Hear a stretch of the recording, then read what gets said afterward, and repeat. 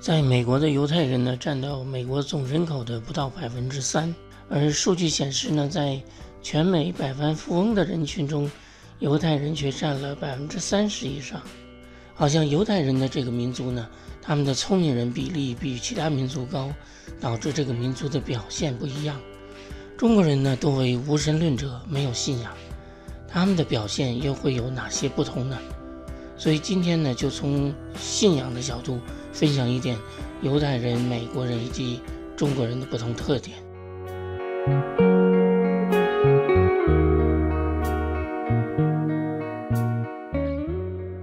最近呢，看了一个视频呢，是一位以色列人在以色列南部沙漠中种植葡萄的故事。那个人说呢，来到这片沙漠，那里除了沙子什么都没有。当问到他是如何有这样的毅力，一点一点的在沙漠中建造葡萄园的时候，那个人说，信心是不凭眼见。他说眼睛看到的是沙漠，但他内心看到的却是希望。所以这种神奇的经历呢，不仅仅是耕作的事情，更是信仰的事情。记得最早听到以色列人创造的奇迹之一呢，就是他们使用的滴灌技术，使得他们的农业成为世界上用水量最少的。还要解决沙漠土壤的盐碱性的问题，才能保证植物的品质。沙漠中还有一个危害呢，是阳光过强，会导致葡萄出现灼伤，所以园丁在剪枝的时候还要考虑植株的叶子对葡萄的遮挡。可以想象，那是一种特别用心的工作。这一切呢，给我的感触就是，犹太人经过了在世界上的流离，经过了纳粹的大屠杀，经过了太多的苦难，他们拥有了这片土地，即使是沙漠，他们也会十分的珍惜。那是一种特别的热情。如果仅仅从赚钱的角度，那还真不如在世界其他地方买下一个农场来的容易。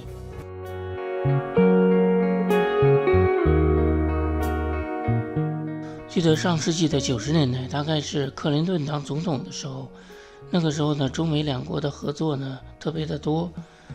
自己当时呢是在一家计算机的大公司工作，因为当时的政策呢，所以有机会接触到很多来自美国的技术人员。其中有一位呢是来自 IBM 的，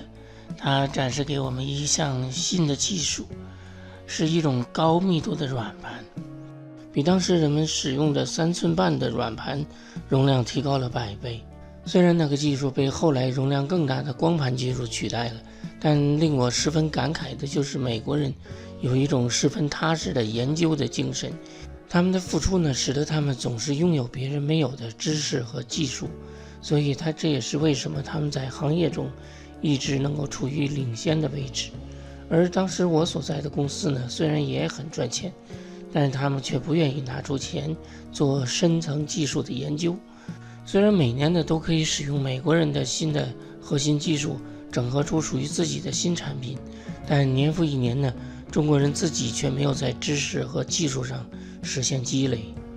记得当年的改革开放的口号呢，是让少数人先富起来，也导致人的心里想的呢只是挣钱。他们抱着一种投机的心思，为了一点点的利润和机会拼命的争取，就好像是饿了很久的人终于看到食物的想法。也可能是因为饥不择食的心态，人满足于眼前的利益，而看不到长远的果效，所以不愿意花精力在研究新的技术上，而更愿意仿制西方的产品，因为这样时间短、速度快，没有失败的风险。所以我看到中国人的智慧呢，并不低于美国人，但由于历史现实的多重因素，中国人所做的却使得自己呢成为被人低看的。记得在很久以前就听过这样一个比喻，说是有一个十字路口，有一个中国人开了一个加油站，而别的中国人呢看到他能挣钱，就在路口的另一边呢也开一个加油站，而卖的油呢价格呢更低一些，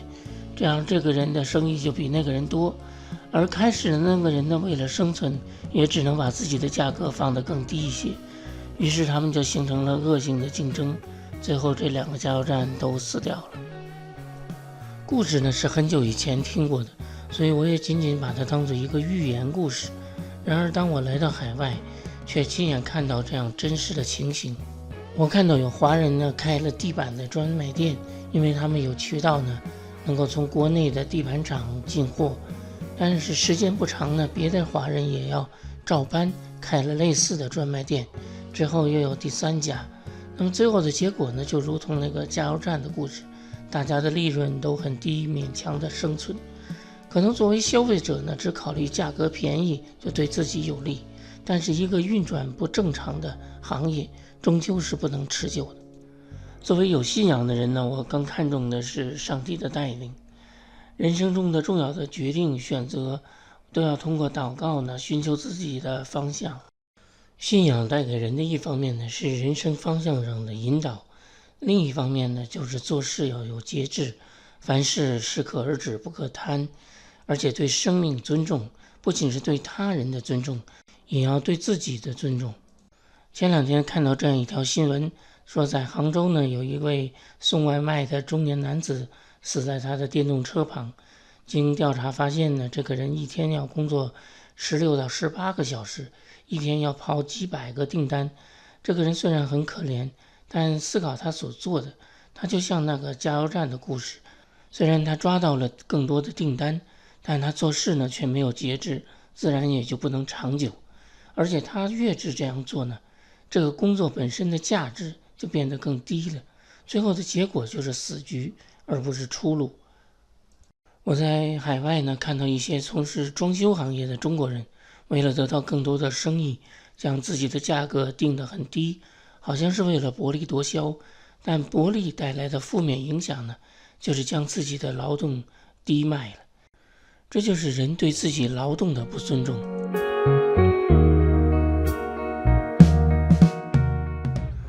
所以犹太人的成功呢，有他们聪明的因素，也有勤奋的因素。还有一个重要的方面呢，就是接受圣经教导的规范。人所做的符合上帝所定的律，人呢才有可能得到上帝的祝福。中国人聪明的真的不少，不过在我周围所看到的，很少有上帝的祝福的，很多是因为人自己心态上的问题。而中国大陆呢，更有国家带给人灌输的那种无神论的思想。人生命的轨迹呢是没有被规范的话，怎么能指望着上天开路呢？有人说以色列的富有是因为他有很多犹太富商给他们的钱，其实从信仰的角度呢，那是上帝给他们的祝福，或者说是上帝特意为他们预备的。当然这是信仰的角度。我这样讲也是因为我自己呢在人生中也同样是因为信仰而经历到很多的祝福，那些都不是外人能看见的，或者说没有信仰的人是不认同的。比如他们所看到呢，好像我仅仅是将自己经历中的一些巧合归结为上帝的作为。虽然具体到每一件事情上看上去确实都像巧合，但人生的改变呢，绝非仅仅靠偶发事件，而是在不同的阶段，在不同的场合，以不同的方式，甚至遇到不同的人，那是一个综合的影响。比如在我之前的视频中，我分享过4月份回了一趟中国的经历，那是一个突发的事情，